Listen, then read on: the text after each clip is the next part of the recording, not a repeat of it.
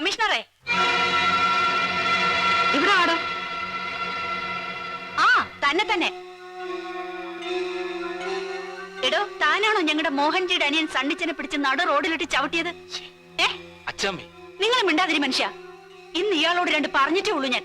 എടോ, IPS എന്നൊരു വാലുണ്ടെന്ന് വെച്ച് ഏത് മരത്തേലും കയറി പിടിച്ച് കുലുക്കാമെന്നാണോ തന്റെ വിചാരം? ചില കൊരങ്ങന്മാരെ പോലെ.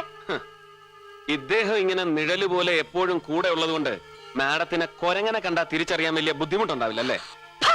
എരുപ്പത്തിനും പറയുന്നോടോ. എടോ ഭരൻ, മാഡം ഓർമ്മയുണ്ടോ ഈ മുഖം?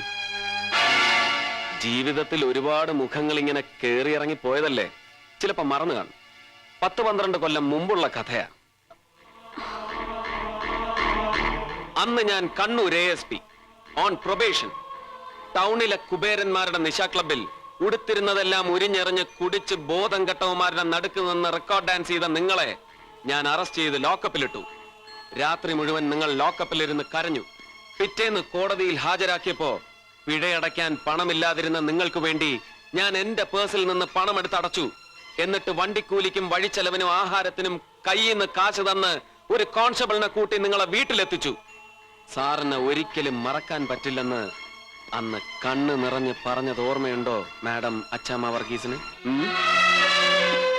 പത്രക്കാർക്ക് കൊടുക്കാതെ ഇപ്പോഴും എന്റെ പേഴ്സണൽ ഫയലിൽ ഞാൻ സൂക്ഷിച്ചിട്ടുണ്ട് അന്നത്തെ പഴയ അച്ചാമ്മ ചാക്കോയുടെ ഫോട്ടോയും സ്റ്റേറ്റ്മെന്റ്സും.